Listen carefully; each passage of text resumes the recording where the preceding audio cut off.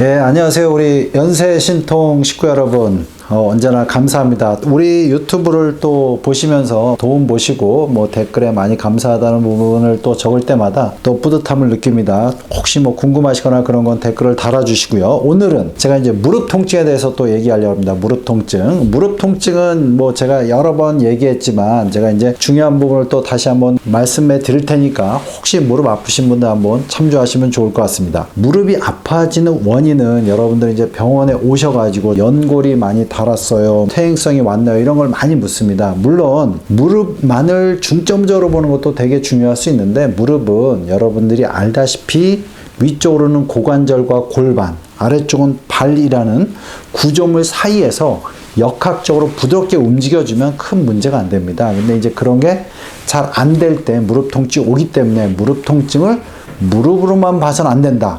제가 이거를 강조하고 싶습니다. 자, 그러면 지금 얘기했듯이 그런 여러 가지 원인 때문에 생기는데, 무릎 통증이 생기는 상당히 흔한 원인은 뭐냐면 오금이 땡겨서 문제가 됩니다. 근데 오금 쪽에는 몇 가지 근육이 있어요. 그래서 아래쪽에서 올라오는 근육을 우리가 비복근, 가자미근 이런 근육이 있는데, 이 두 근육이 오금 쪽을 지지해줍니다. 이 두 근육은 발 뒤꿈치뼈에 붙어 있죠. 즉 발의 뒤꿈치뼈의 운동성이 안 좋아지면 이 오금 쪽에 무리가 갈 수가 있고요. 위쪽에서는 슬근, 허벅지 뒤쪽, 우리가 이제 좌골결자에서 쭉 내려온 슬근이 많이 긴장되면 무릎의 안정성이 떨어집니다. 그런 거는 골반하고 좀 연관이 되는데, 결론은 이 무릎 뒤를 잡아주는 근육이 안정화되지 못하면 앞쪽 인대 쪽에 무리가 가고, 인대 쪽에 무리가 가면 그 다음에 연골이 단다. 즉 오금 쪽을, 언제나 내가 오금 쪽이 좀 뭉치거나 땡기거나 그러면 무릎이 안 좋아질 수 있다는 걸 알고 계셔야 됩니다. 그래서 오금 쪽을 스트레칭 많이 하셔야 됩니다. 그래서 한쪽 다리 이렇게 쭉 오금 쪽을 눌렀을 때 이쪽은 뭔가 좀 부드러운데 반대쪽은 이렇게 하려면 오금이 좀 뭔가 땡기고 힘들다. 그러면 그쪽을 좀 더 스트레칭 해야 되고, 그쪽의 구조적인 문제, 즉 중화리 근육이라든가 허벅지 뒤쪽 근육, 슬근에 문제가 있을 수 있다는 걸 여러분들이 아셔야 됩니다. 또 하나는 뭐냐면 이 다리 길이의 차이가 되게 중요하죠. 그래서 이제 보통 다리 길이가 조금씩은 다 차이가 납니다. 근데 많이 차이 나냐 적게 차이 나냐의 문제예요. 몸 상태가 좋을 때는 다리 길이가 차이가 나도 무릎에 무리가 적게 갑니다. 근데 이제 다리 길이가 이제 차이가 나는데 몸이 좀 피곤하거나 지치거나 그러면 근육이 피곤해지고 근육이 지지가 안 되니까 긴 다리 쪽에서 무릎에 무리가 갈 수가 있다는 걸 꼭 알고 계셔야 됩니다. 그러면 다리 길이의 차이가 왜 나냐? 그거는 이제 골반 쪽하고 연관이 많다는 거죠. 그래서 이제 골반이 제가 많이 얘기했지만 전방으로 가 있을 때 다리가 좀 더 길어질 수 있다. 골반뼈가 앞쪽으로 가면 다리가 길어지면서 그쪽에 부하가 더 생긴다라는 거죠. 자, 그러고 지금 이제 또 하나는 문제는 뭐냐면 이 발의 문제 때문에 생길 수가 있습니다. 발의 문제. 그래서 발이 이렇게 내회전이 많이 되면 이렇게 이제 걸을 때 우리가 아치가 있는데 아치가 풀어지면서 이렇게 도는데 윗다리는 이렇게 앞으로 가야 되기 때문에 반대로 돕니다. 그러니까 그 사이에서 이렇게 연자바 같이 문제가 되는 거죠. 이런 원인 때문에 문제가 되기 때문에 무릎이 잘 아파지는 분들은 걸음걸이를 바꿈으로써 이런 게 좀 해결이 될 수 있다는 거예요. 그래서 이제 걸음걸이로 바꿀 수 있는 방법은 뭐냐면, 걸을 때 가능하면 무릎을 쭉 펴서 걸으셔야 됩니다. 쭉 펴서 걷는 버릇을 하면 오금 쪽 근육이 스트레칭이 됩니다. 그래서 나이 드신 분들 보면 의외로 쭉 펴는 게 아니라 약간 무릎이 은근히 굽어져서 걷는 분들이 많으세요. 그래서 가능하면 무릎을 끝까지 쭉 뻗어서 걷는 형식으로 좀 노력을 하셔야 되고요. 그래야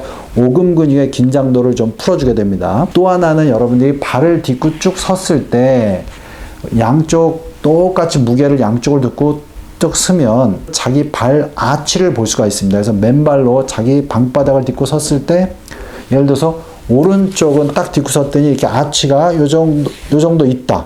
근데 왼쪽은 딱 딛고 똑같이 섰더니 좀 아치가 낮다. 그러면 보통 그쪽의 발바닥에 좀 더 평발이고 발에 걸을 때 회내전이 되는 경우가 좀 더 회내전이 된다는 거죠. 아치가 좀 더 낮은 쪽에서 회내전이 되기 때문에, 그러면 연골 사이 좀 더 돌기 때문에 연골이 더 달기 때문에 좀 더 아치가 심한 쪽에는 아치를 약간 좀 잡아주는 그런 깔창을 이용하면 좀 더 도움이 됩니다. 그래서 이제 신발은 물론 잘 확인하고 자기한테 맞는 쪽으로 처방을 받아야 되지만, 좀 더 아치가 낮으면 슬쩍 아치를 서포트하는 깔창을 좀 이용할 수도 있다 정도만 알고 해봤더니 무릎이 편하다. 그럼 하셔야 되는데 뭔가 이거 아니다. 그럼 계속 하시면 안 됩니다. 병원에서 확인을 하셔야 되고요. 종골의 움직임을 그래서 잡아주는 걸 제가 이제 특허를 냈고 우리 병원에서 이제 환자들을 위해서 많이 쓰고 있는데 자가적으로 잘 관찰하면 약간은 여러분들이 찾아내서 좀 도움을 받을 수가 있습니다. 자, 또 하나는 여러분들이 이제 걸을 때 골반을 제가 틀어짐을 얘기했는데, 자, 물론 골반 틀어짐을 제대로 병원에서 이제 어느 쪽 골반이 틀어있나 확인하면 좋은데, 여러분들이 걸을 때 고관절을 좀 보시면 약간의 골반 상태를 알 수가 있습니다. 주로 전방으로 간 골반 쪽에 고관절이 되게 뻑뻑한 경우가 많아요. 제가 이제 그 설명은 연쇄신통 골반에 하면 많이 적어놨으니까 좀 참조하시고, 자, 그러면 골반이 좀 더 앞쪽으로 틀어진 쪽이 더 뻑뻑하기 때문에 보통은 그쪽 발에 보폭이 적게 나옵니다. 보폭이. 예를 들어서 한번 쭉 뛸 때 50cm의 보폭이라면 이쪽은 뭐 45cm라든가 이렇게 미세한 차이가 난다는 거죠. 자, 그러면 여러분들은 그거를 걸음으로써 보상하는 방법은 보폭이 좁은 쪽을 이렇게 걸어보면 미세하게 이쪽이 뻑뻑하고 왼쪽이 안 좋다 그러면 왼쪽 발을 미세하게 더 넓게 잡는 겁니다. 넓게 걷는 거예요.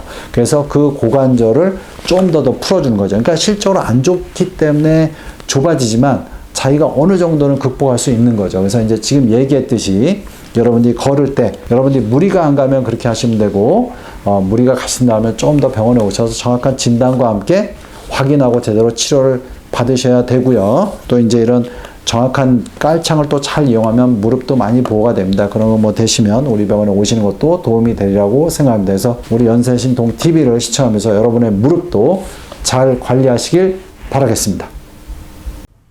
연쇄신통 TV 여러분 구독해 주시고요. 여러 영상이 있습니다. 이렇게 참조해 주시기 바랍니다.